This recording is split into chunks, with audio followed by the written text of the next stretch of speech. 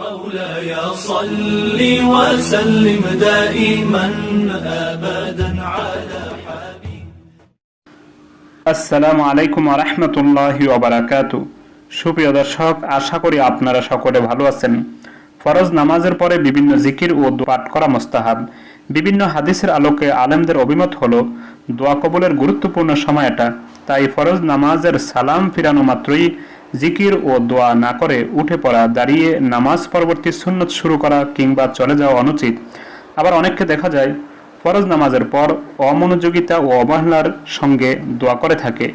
এমন আচরণ চরম ধৃষ্টতা ও বেয়াদবি। বরং ফরজ নামাজের পর মনোযোগের সঙ্গে জিকির ও দোয়া করে নিজের দুনিয়া আখিরাতকে সুন্দর করা উচিত। অনেক হাদিসে এ সময় জিকির ও দোয়া করার গুরুত্ব বর্ণনা করা হয়েছে। আবার অনেক হাদিসে শেখানো হয়েছে ফরজ নামাজের পর কোন কোন জিকির ও দোয়া করতে হবে। একদা নবী করিম সাল্লাল্লাহু আলাইহি ওয়াসাল্লামকে জিজ্ঞাসা করা হলো কোন দোয়া কবুলের অধিক সম্ভাবনা রাখে। তিনি ইরশাদ করলেন, গভীর রাতের দোয়া আর ফরজ নামাজ পরবর্তী দোয়া। হাদিসটি এসেছে তিরমিজি শরীফ কিতাবে।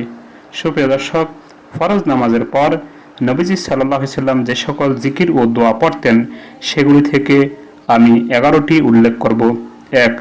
নবী করিম সাল্লাল্লাহু আলাইহি ওয়াসাল্লাম ফরজ নামাজের সালাম ফিরানোর পর 3 বার আস্তাগফিরুল্লাহ আস্তাগফিরুল্লাহ আস্তাগফিরুল্লাহ পড়তেন।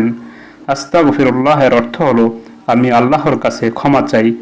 এ সম্পর্কিত হাদিসটি এসেছে মুসলিম শরীফ কিতাবে এবং কোন কোন বর্ণনামতে এসেছে আল্লাহু আকবার একবার পাঠ করতেন। 2. নবী করিম সাল্লাল্লাহু আলাইহি ওয়াসাল্লাম ফরজ নামাজের পর এই দোয়াটি পড়তেন, আল্লাহুম্মা আনতাস সালাম ওয়া মিনকাস সালাম তাবারাকতা ইয়া যাল জালালি ওয়াল ইকরাম। আল্লাহুম্মা আনতাস সালাম ওয়া মিনকাস সালাম তাবারাকতা ইয়া যাল জালালি ওয়াল ইকরাম। এই দোয়াটির অর্থ হলো, হে আল্লাহ, তোমার গুণবাচক নাম সালাম, তুমি শান্তিদাতা, তুমি কল্যাণময়, তুমি সম্মান ও মর্যাদার অধিকারী। এ সম্পর্কিত হাদিসটি এসেছে মুসলিম শরীফ কিতাবে। 3. নবী করিম সাল্লাল্লাহু আলাইহি ওয়াসাল্লাম ফরজ নামাজের পর এই দোয়াটি পড়তেন, লা ইলাহা ইল্লাল্লাহু ওয়াহদাহু লা শারীকা লাহ লাহুল মুলকু ওয়া লাহুল হামদু ওয়া হুয়া আলা কুল্লি শাইইন কাদির। আল্লাহুম্মা লা মানিআ লিমা আ'তা ওয়া লা মু'তিয়া লিমা মানা'তা ওয়া লা ইয়ানফা'ু যাল জাদ্দি মিনকাল জাদ্দু। আমি আবার পড়ছি, লা ইলাহা ইল্লাল্লাহু ওয়াহদাহু লা শারীকা লাহুল মুলকু ওয়া লাহুল হামদু ওয়া হুয়া আলা কুল্লি শাইইন কাদির। আল্লাহুম্মা লা মানিআ লিমা আ'তাইতা ওয়া লা মু'তিয়া লিমা মানা'তা ওয়া লা ইয়ানফা'ু যাল জাদ্দি মিনকাল জাদ্দু। এই দোয়াটির অর্থ হলো, আল্লাহ ব্যতীত আর কোনো উপাস্য নেই, তিনি একক, তার কোনো শরীক নেই, সার্বভৌমত্বের মালিক তিনি, সকল প্রশংসা তার, তিনি সত্বর সামর্থ্যবান। হে আল্লাহ, আপনি দিলে কেউ বাধা দিতে পারে না, আপনি না দিলে কেউ দিতে পারে না। আল্লাহর কাছে ধন ব্যক্তির ধন, সম্মানিত ব্যক্তির সম্মান, মর্যাদাশীল ব্যক্তির মর্যাদা কোনো কাজে আসবে না সৎ আমল ছাড়া। এ সম্পর্কিত হাদিস এসেছে বুখারী ও মুসলিম শরীফ কিতাবে। 4. নবী করিম সাল্লাল্লাহু আলাইহি ওয়াসাল্লাম ফরজ নামাজের পর এ দোয়াটি পড়তেন, লা ইলাহা ইল্লাল্লাহু ওয়াহদাহু লা শারীকা লাহ লাহুল মুলকু ওয়া লাহুল হামদু ওয়া হুয়া আলা কুল্লি শাইইন কাদির। লা হাওলা ওয়া লা কুওয়াতা ইল্লা বিল্লাহ। লা ইলাহা ইল্লাল্লাহ ওয়া লা না'বুদু ইল্লা ইয়্যাহ। লাহুন নি'মাতু ওয়া লাহুল ফাদলু ওয়া লাহুল সানাউল হাসান। লা ইলাহা ইল্লাল্লাহু মুখলিসিনা লাহুদ-দ্বীন ওয়ালাউ কারিহাল কাফিরুন। আমি আবার পড়ছি, লা ইলাহা ইল্লাল্লাহু ওয়াহদাহু লা শারীকা লাহ লাহুল মুলকু ওয়া লাহুল হামদু ওয়া হুয়া আলা কুল্লি শাইইন কাদির। লা হাওলা ওয়া লা কুওয়াতা ইল্লা বিল্লাহ। লা ইলাহা ইল্লাল্লাহু ওয়া লা না'বুদু ইল্লা ইয়্যাহু লাহুন নি'মাতু ওয়া লাহুল ফাদল ওয়া লাহুস সানাউল হাসান। লা ইলাহা ইল্লাল্লাহু মুখলিসিনা লাহুদ-দ্বীন ওয়ালাউ কারিহাল কাফিরুন। এই দোয়াটির অর্থ হলো, আল্লাহ ব্যতীত কোনো উপাস্য নেই, তিনি একক, তার কোনো শরীক নেই, সার্বভৌমত্বের মালিক তিনি, সকল প্রশংসা তার, তিনি সবকিছুর উপর সামর্থ্যবান, নেক কাজের তৌফিক দান করার ক্ষমতা আল্লাহ ব্যতীত আর কারো নেই, গুনাহ থেকে বিরত রাখার ক্ষমতা আল্লাহ ব্যতীত আর কারো নেই, আল্লাহ ব্যতীত আর কারো ইবাদত আমি করি না। প্রাচুর্য দেওয়ার ও অনুগ্রহ করার ক্ষমতা তার, সকল প্রশংসা ও সৌন্দর্য তার। আল্লাহ ব্যতীত আর কোনো উপাস্য নেই। আল্লাহ সন্তুষ্টির জন্য আমরা একনিষ্ঠভাবে তার দিন মেনে চলি, যদিও কাফেররা তাতে অসন্তুষ্ট হয়। এ সম্পর্কিত হাদিস এসেছে মুসলিম শরীফ কিতাবে। 5. নবী করিম সাল্লাল্লাহু আলাইহি সাল্লাম প্রত্যেক ফরজ নামাজের পর 33 বার সুবহানাল্লাহ, 33 বার আলহামদুলিল্লাহ, 33 বার আল্লাহু আকবার পড়তেন এবং পড়তে বলেছেন। এ সম্পর্কিত হাদিস এসেছে মুসলিম শরীফ কিতাবে। 6. নবী করিম সাল্লাল্লাহু আলাইহি সাল্লাম প্রত্যেক ফরজ নামাজের পর 33 বার সুবহানাল্লাহ, 33 বার আলহামদুলিল্লাহ, 33 বার আল্লাহু আকবার বলার পর এই দোয়াটি পড়তেন এবং পড়তে বলেছেন। তা হলো, লা ইলাহা ইল্লাল্লাহু ওয়াহদাহু লা শারীকা লাহ, লাহুল মুলকু ওয়া লাহুল হামদু ওয়া হুয়া আলা কুল্লি শাইইন কদির। লা ইলাহা ইল্লাল্লাহু ওয়াহদাহু লা শারীকা লাহ, লাহুল মুলকু ওয়া লাহুল হামদু ওয়া হুয়া আলা কুল্লি শাইইন কদির।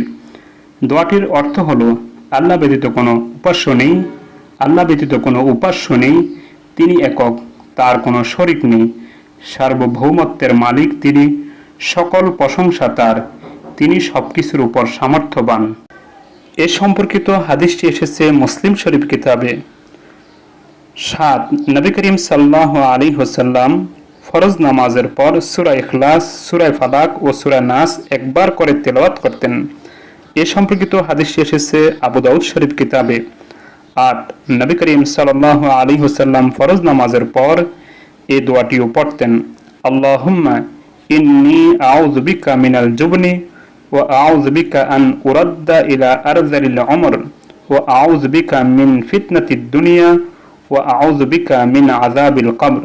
দোয়াটি আবার পড়ছি, আল্লাহুম্মা ইন্নী আউযু বিকা মিনাল জুবনি ওয়া আউযু বিকা আন উরাদ্দা ইলা আরযালিল উমর ওয়া আউযু বিকা মিন ফিতনাতিদ দুনিয়া ওয়া আউযু বিকা মিন আযাবিল কবর।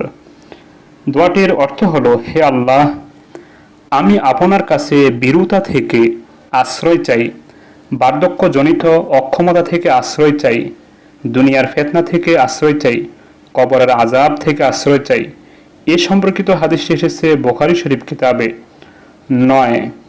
নবী করিম সাল্লাল্লাহু আলাইহি ওয়াসাল্লাম ফরজ নামাজের পর এই দোয়াটি পড়তে বলেছেন হযরত আবু যর গিফারি রাদিয়াল্লাহু আনহুকে। দোয়াটি হলো, আল্লাহুম্মা আইন্নি আলা যিকরিকা ওয়া শুকরিকা ওয়া হুসনি ইবাদাতিকা। আল্লাহুম্মা আইন্নি আলা যিকরিকা ওয়া শুকরিকা ওয়া হুসনি ইবাদাতিকা। সুপ্রিয় দর্শক, এই দোয়াটির অর্থ হলো, হে আল্লাহ, আমাকে তোমার জিকির করার সুযোগ দাও, তোমার নিয়ামতের কৃতজ্ঞতা আদায়ের সুযোগ দাও, সুন্দরভাবে তোমার ইবাদত করার সুযোগ দাও। এই সম্পর্কিত হাদিসটি এসেছে আবু দাউদ শরীফ কিতাবে। 10.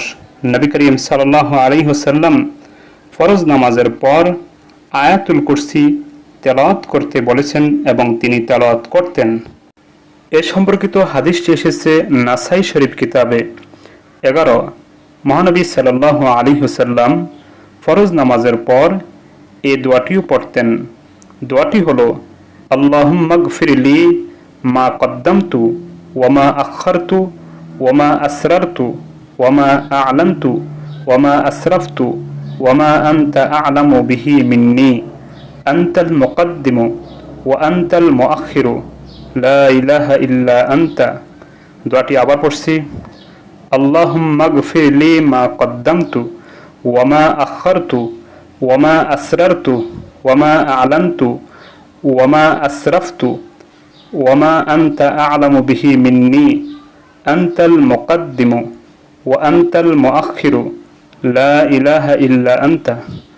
দোয়াটির অর্থ হলো, হে আল্লাহ, তুমি আমাকে ক্ষমা করে দাও যে অপরাধ আমি পূর্বে করেছি, পরে করেছি, যে অপরাধ আমি অপ্রকাশ্যে করেছি, প্রকাশ্যে করেছি, এবং যে অপরাধ আমি সীমা লঙ্ঘনমূলক করেছি। তুমি আমার বিষয়ে বেশি জানো, তুমি সর্বপ্রথম, তুমি সর্বশেষ, তুমি ছাড়া আর কোনো মাবুদ নেই। সুপ্রিয় দর্শক, এই হাদিস এসেছে আবু দাউদ শরীফ কিতাবে। আল্লাহ রাব্বুল আলামিন আমাদের সকলকে মহানবী সাল্লাল্লাহু আলাইহি ওয়াসাল্লামের এই জিকির ও দোয়াগুলি ফরজ নামাজের পর নিয়মিত পড়ার এবং আদায় করার তৌফিক দান করুন। আমিন। আসসালামু আলাইকুম।